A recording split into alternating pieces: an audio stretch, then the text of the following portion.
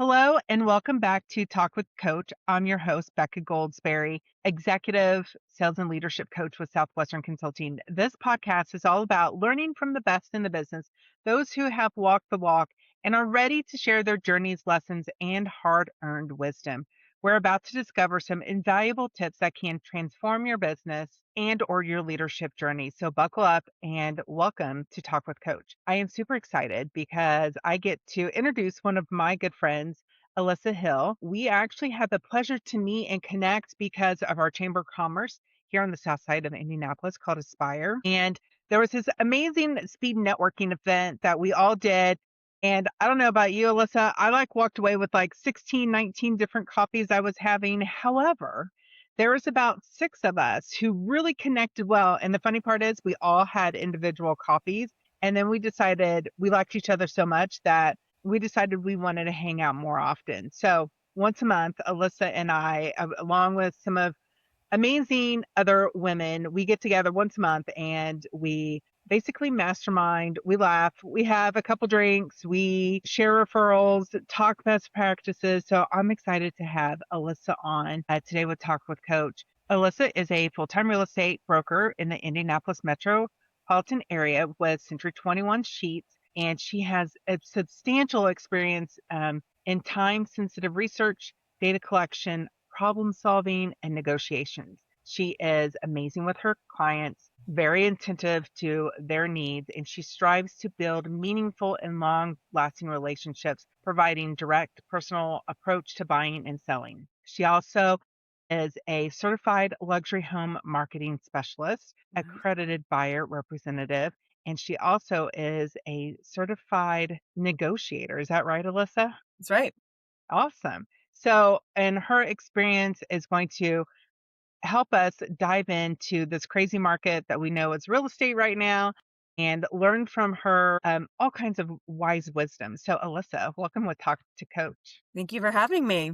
Yeah, Happy to be I'm here. excited. So, all right, you did not start as a realtor. Share with us your Ugh. journey, how you got to where you are right now. Sure. So initially, college, I got a bachelor's degree in psychology, and I worked with individuals with diagnoses that are classified as serious mental illnesses. So basically anything with psychosis that you can kind of think of it that way. And from there, I worked in that population for a while. Went from there, decided to change careers, went into transplant and screened for eye donation.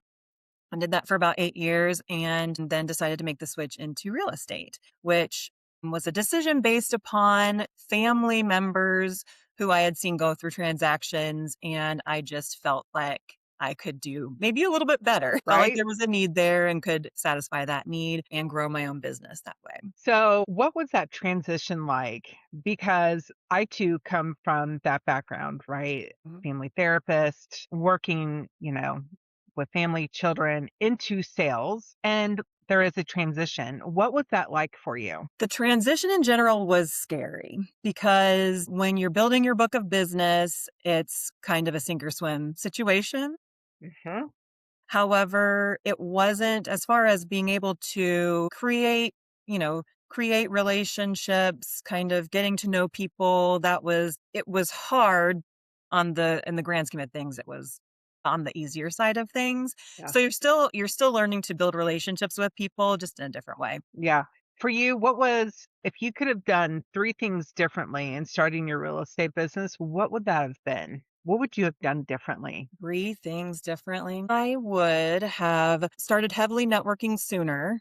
Mhm. That's one. I would have had a better handle on my database. Started creating a database sooner and working that for my benefit, working it better. And the third thing, my goodness, I would say, I would have created a time blocking schedule sooner and stuck to that better. Yeah.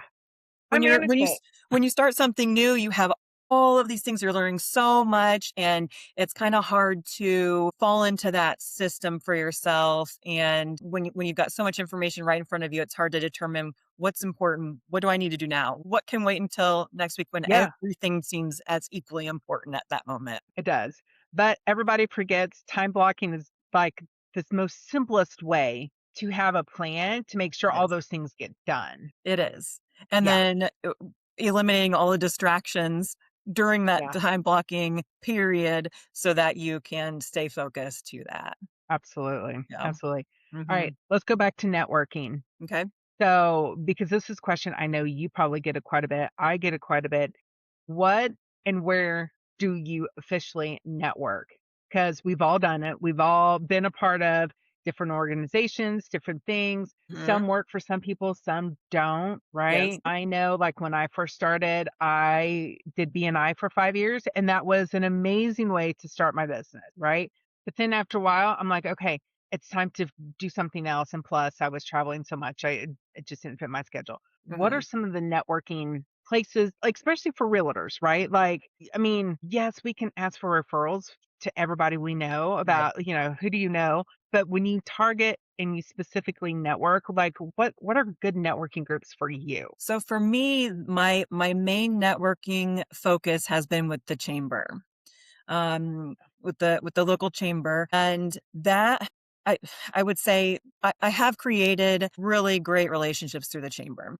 There are some other I've never been part of a BNI network. It's not I just haven't. There's no real Yeah. reason really. It just hasn't been there yet. And then there are a couple smaller networking groups. The small group that we have, there's a top floor. It's another, a women's focused networking group that I've been a little involved in, but probably not as much as I would like to just because of schedules and everything. But the chamber and then branching off from there, scheduling meetings, phone calls, emailing, having the just Mhm. continuing the conversation there would be most outside of just my general my sphere that I, my past clients, referrals Yeah. from them. Yeah. So in the last, I guess, 6 years now, we Mhm. have been on a roller coaster of a ride in the real estate market Yep. from COVID to crashing from COVID and inflation, interest rates from 2% Yeah. up to where were we? 8% almost, Yes. There were right? some eights there. There were some eights, and then now we're back down to like a 5 point something ish, 5.6 ish, 8 ish, something in there, maybe. 5.6 to 6 and a quarter, I would say. Yeah, like, okay, so let's walk through this roller coaster Yeah, because people are like, you got to wait, we're waiting. Okay, but sometimes waiting is like the worst thing for people to do if they want to buy or move or it sell. is. So let's walk through this roller coaster that we've all been in for 6 years Sure. because it's been a wild ride. Right. So, and I got licensed in real estate just before everything happened. And so there was that one thing I wanted to touch on was at one Yeah. point I thought, oh my gosh, was this a good decision to make? Right. So, it's kind of that you're in that sink or swim situation. But I always tell people to find the opportunity. So if it's something you really want to do, there's opportunity even in situations like that. So that's just kind of a side note. But yes, so COVID hit, everything paused for a moment. I mean, people, no matter what's going on, people still need to buy and sell. There Yeah. are family needs, whatever personal situations, individual needs. There's always a reason. There's always going to be a reason someone's going to have to move. Yeah. It just happens. We saw a little bit of a pause, then we saw the craziness of people, you know, offering way over asking with these cash offers. We saw interest rates go down, like you said, in the twos, which we will never see again. Just want to make Ever. that clear. You'll probably in this lifetime never see Yeah. a two again. Uh, and then the leveling out of things. So when what goes down in real estate must come back up as far as Yep. interest rates. What goes up must come back down. It's kind of it may not make too much sense, but um, then we had that moment where yeah, interest rates. What we got used to those twos very quickly, and the eights really hurt.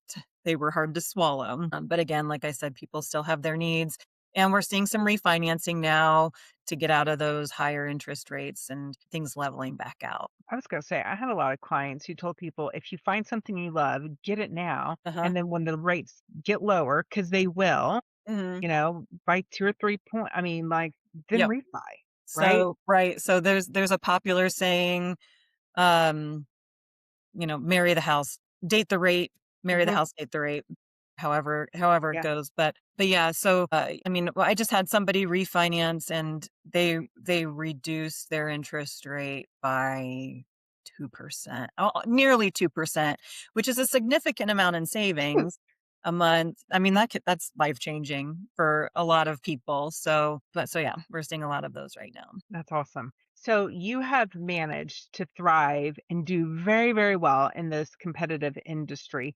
What are some practical tips, strategies, because there's a lot of people that always, if they're not happy with their job, Mm-hmm. they're like, well, maybe I'll go become a realtor, right? Right. So I see those people all the time. So what are some practical tips, strategies you would recommend to somebody, trying to grow their business either in real estate or start their business in real estate? Yeah. So yeah, so I hear a lot of people say, I've thought about becoming a realtor. It just always seemed like so much fun. And it can be. It can be when you're finding the way I look at things, I it's like a puzzle. You have your client come to you, you find out what they need and you find what they need. Yeah. And it doesn't always come in the package that you're expecting, so you have to kind of work it to find what they want and work really hard. So, with that said, those are the fun moments when you see the excitement on your client's face when you close and you've found their dream home and they're able to live there. I mean, it's rewarding in that way, but it is a grind.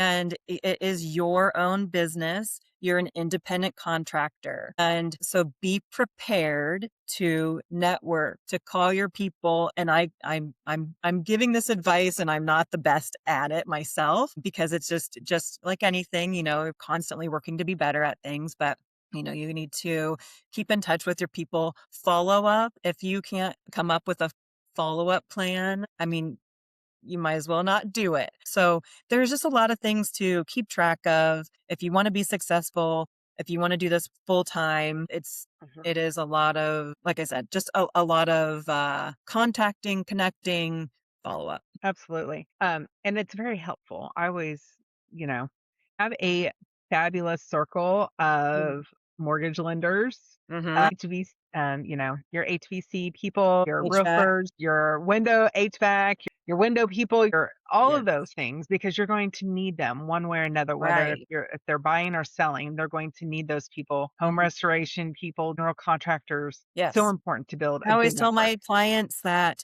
you might buy a home once every 3, 5, 7, 10 years.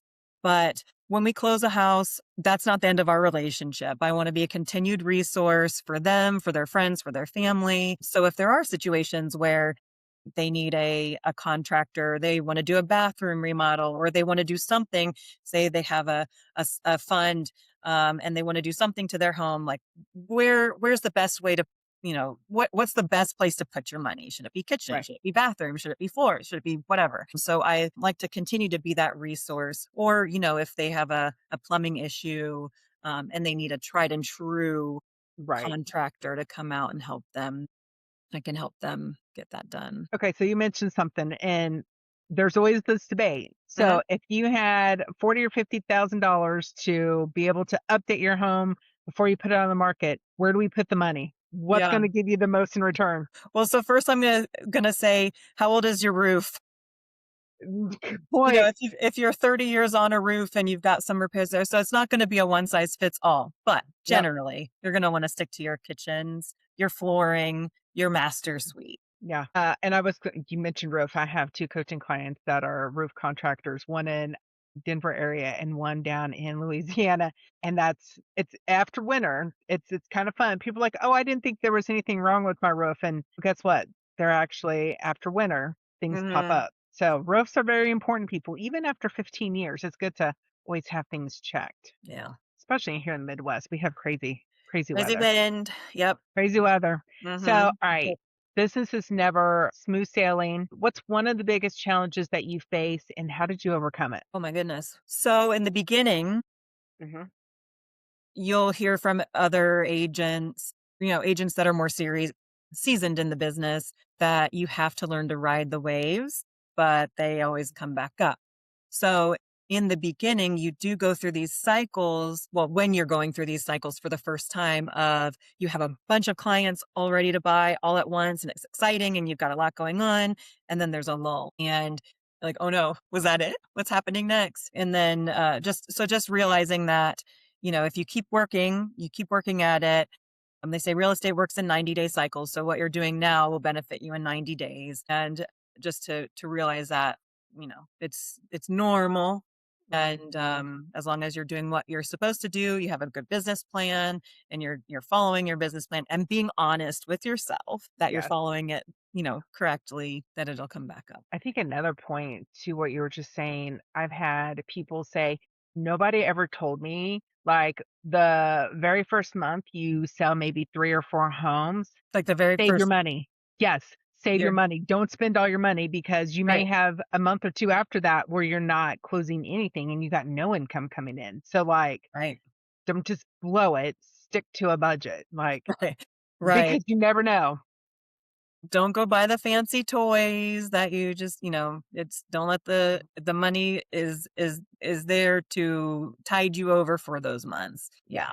So and there are people talk about slow seasons, if you can keep at it, you can keep it consistent, Mhm. but it's not always going to be, you know, and there are going to be those times where you go, yeah, a month, sometimes two, without a closing, and then Mhm. you have those surges. So you have to be able to Yeah. plan, save and plan. Yep. I did a workshop, it was before Christmas, and, I had pulled up data from MIBOR, Yeah. um, and there are, at that time, like 22,000 realtors in the Metro Indy and the Donut County areas, I think that was a part of MIBOR, I guess. I think there's right now about 11,000 members of my board. Is there 11,000? Okay. Yeah, but that's just like you said, like that's the metropolitan Yep. area. So you're right. Okay. So, from that, there was only at the time, like, 2,500 homes on Mhm. the market. Right. So that tells you there is and those are the homes on the market, and then you also have buyers looking for those homes, right? That's right. So, but even so, it tells you that there are a lot of agents that are licensed and not producing. And some of those people that are members of my board are affiliates. So, That's right. flooring people, inspectors, things Yeah. like that, they can have memberships as Yeah. well. But I would say that's probably accounts for maybe a couple thousand, if that. Maybe. Um, Maybe.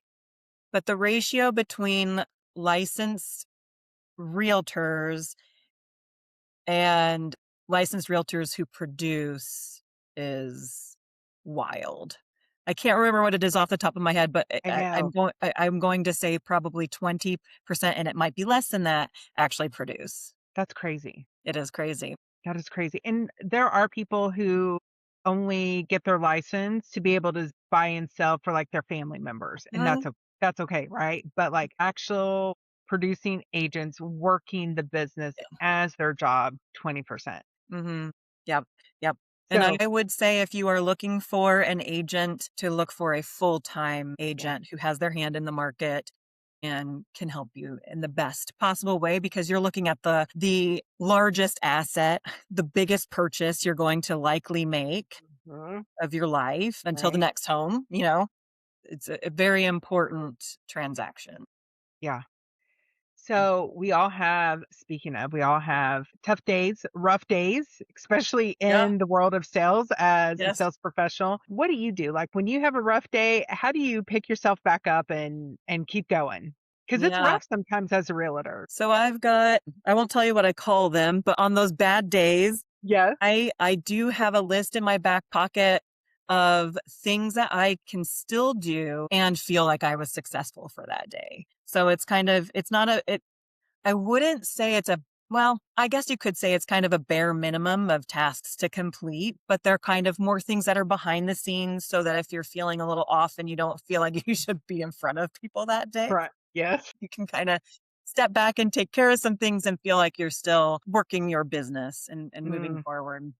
But I sometimes you have love to sit back and say, how, if I were an employee of me, if I were an employee of mine, would I be okay with what I did today? And sometimes the answer is no, but you just have to, realize that there are those off days. yeah, I had a leader who always used to tell me, if, your team would happen to and you were recorded 24/7 Hmm. and they had the ability to watch you and how you would work, would you wanna be on your team? Right.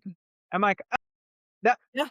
yeah. I'm like, touche, that I mean, And the only, like I said, I'm an independent contractor. I hold my license at a brokerage that I know, love, and trust. But at the end of the day, I am an independent contractor. And yep, truly the only person that my work, what I do for my business affects is me. So like if I fail at that, I'm failing mhm, myself.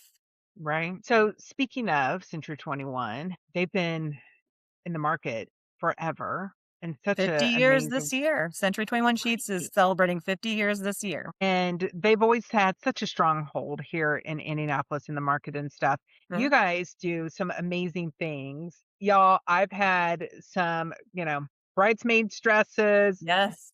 old dresses I wore for award events, and I was like, I was never going to wear these again. So when Alyssa's like, "Hey, we're doing like a prom dress drive," I'm like, "Yes." So you guys as a company do some amazing things. I would love for you to share, some of the things that you guys do to kind of give back in the community because the Sure. prom dress thing is a pretty cool idea. It's been huge. It's been a really fun project. It's the first time our office has done that.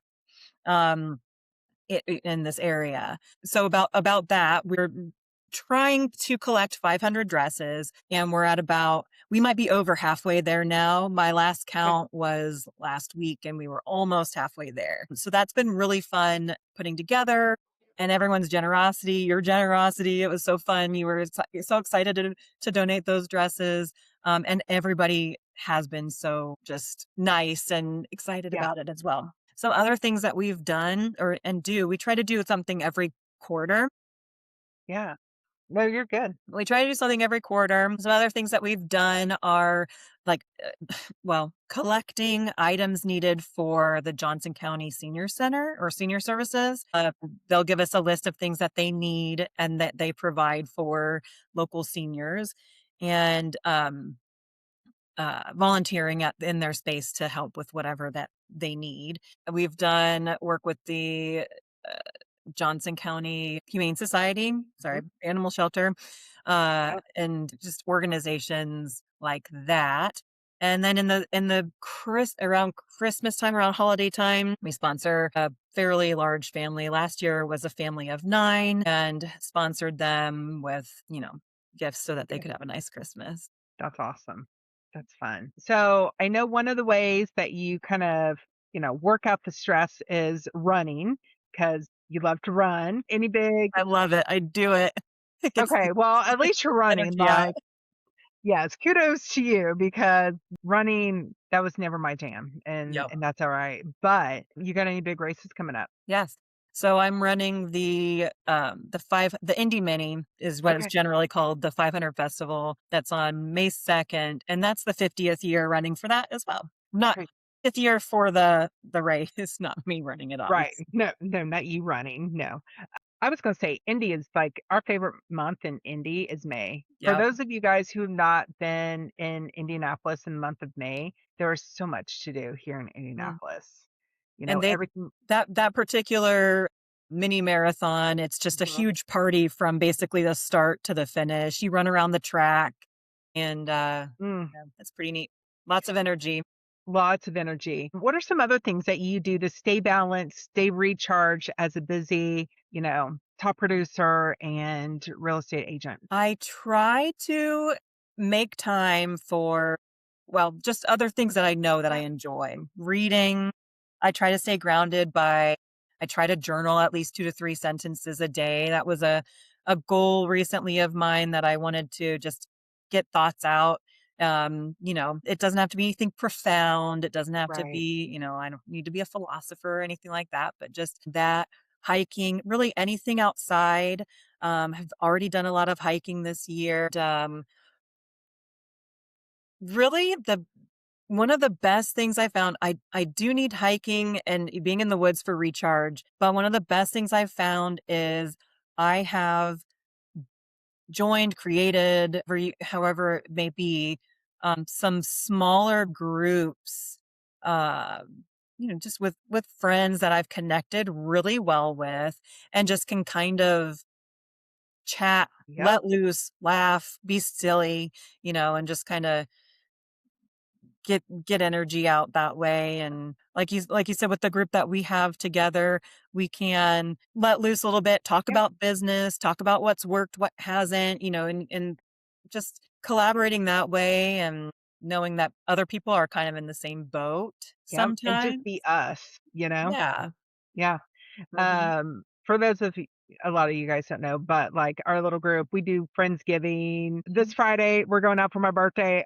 So we do life together. Yeah. So I think it's so important. I don't know about you, but like after COVID, so many people got used to just being sheltered and just staying home, and they're not being out. It's actually a conversation my sister and I were having this weekend as we were down in Kentucky doing Whiskey Row and different things over the weekend. The new generation, there's like all kinds of studies and reports. I don't know if you've seen it, but like the younger generation, they don't drink as much, right? They don't go to bars, they don't do anything. And my sister and I were like, okay, we can respect that. That's great. That's awesome. Amazing. Gen X, we weren't ever built that way. However, where did they go? Because we were out downtown Louisville, around 4th Street, around like the New Lou area, and there was nobody, I would say, in their 20s, early 30s, out and about. Yeah. Like, they're just not Where are there. they socializing? Where Where are are they they? socializing? And my sister's like, "I don't know if they are." And I'm like, in general speaking, not everybody. I'm like, "We're not pegging everybody into this." But she's like, "I don't know if Sure. they are." She goes, "There's all kinds of studies." And I'm like, "I need to be with humans. I need to be with people. I need to socialize. I need out of my house." If I'm Yep. coaching, like my heavy coaching weeks, there are evenings where Michael's like, "You want out of the house?" Heck yeah. Like, where are we going? I don't care if it's, you know, to Kroger or, wherever. Where are we going? I need out. Yeah. Well, and maybe they're doing kind of what we've done during the day with the Yeah, co-working. We've met up for that yeah, and just kind of been around each other and getting some things done, and or, meeting up to go for a hike or a yeah, walk or something. It's just during the day, yeah, which is a good way to get yeah, energy out and also fulfill that need to be around people. yeah. Because I do I know love our I need a lot of decompression time too at the same time, so I'm kind of like yeah, 50-50. yeah. Um, but yeah, So I don't know, I love our different. Friday mornings where we all say like, "Okay, which coffee house are we meeting at?" And Right. just working together and just being around like-minded people. It's always a Yes. fun day. Yeah, and it's also nice for me because I hang out with a lot of realtors. I'm always around Mhm. them in my office, out and about, and I have a great network there. And this is a way for me to be around other professionals who are Yeah. successful in their areas of expertise. So it's nice. Yeah. So speaking of expertise, real estate, your industry, it's always constantly evolving. Where do you Mhm. see real estate going in the next 5 to 10 years? And how are you adapting to kind of stay ahead? Yeah. So the AI, elephant in the room has been thrown around a lot. I personally don't know that that's going to be a major issue. You can't walk through a house with AI. You can't smell a house with AI. You really, it's just, like when you're looking for a home, you can't really get a full picture or, feeling of it from pictures. Right. Um, so, I mean, I'm not too concerned with it on that side of things. There is a lot of chatter about AI. Other than that, again, I wish I had a crystal ball, Same. but I see things staying pretty steady. I mean, I don't see people are worried about these crashes that have happened in the past. I don't see that happening. Yeah. In fact, this year, the economists are predicting an increase in home sales. I think they said 14%. I see homes maintaining their value for the foreseeable future and And increasing in value. yeah, Probably I about haven't heard. typically an increase in value about 2, depending on the year, between 2 and on the high end 4. I would say conservatively 2 to 3.5% a year Okay. increasing in value. I was gonna say, I haven't heard anything predicting crazy, you know, No, there's not gonna be anything anything. crazy. Interest rates aren't gonna jump, high. They're not gonna dip below. Like, it's not gonna be anything astronomical, which on the other hand is good because then you get into craziness again, and we don't want that. That's correct. Consistency is key, so it'd be good to stay That is not a word in the no, real estate. no, it's not. But if your activity can stay consistent, you're fine. Yes, Yes, yes, and yes, preparing for the changes and knowing what to do. absolutely, Yeah, absolutely. same Okay, here. that's a question, my friend. Okay. And if you had to boil it down, what Mhm. are the top three pieces of advice you would give to somebody looking to grow their business or their leadership skills? Oh, top 3 pieces of advice. Okay, so number 1, you'll get a lot of opinions from a lot of people, and not everything will work for you. Mm, So, create a plan. I don't know, this might be all encompassing, but create a plan, create a business plan, stick to it and stick to it honestly. Be honest with yourself, but make changes where things aren't working. It's it's not if you change a goal, it's not failing that goal. You're still moving towards the ultimate good, the ultimate goal for yourself. But knowing when you need to shift things because it's just not working, it's not your style, that's okay. So that would be one, I don't know, the main thing. Maybe the first thing is to create a business plan. Create a business plan, reevaluate weekly, at least monthly, change it where you need to. Other than that, staying as consistent as possible, creating a plan for follow up and stick to that. Follow-up's key. Follow up is key. You Follow-up know, is key. nobody likes to feel like they've been forgotten. No. And how many times have people felt like they've been forgotten? Yeah, a Yeah, lot. a lot. Or Absolutely. that, their business just didn't matter to you. Yeah. And nobody wants to feel that way. No. There's a fine line between feeling like you're pushy and just Yeah. kind of making people feel like they've gone to the wayside. Yes, absolutely. 100%. Friend, I'm so glad that you were able to join us. You're so amazing at what you do and Thank serving you. all the clients here in the Indy area. You guys, this wraps up another insightful episode with Talk with Coach. A huge thank you to Elyssa Hill for sharing such valuable knowledge and lessons from her incredible journey into real estate. If today's episode resonated with you, or if you have a burning question or topic you like for us to discover and talk about in the future, we'd love to hear from you. Make sure you subscribe to the podcast on YouTube, Spotify, or wherever you listen. Until next time, remember every step forward is part of your success story. Keep striving for greatness, keep learning, and don't forget your journey is just beginning.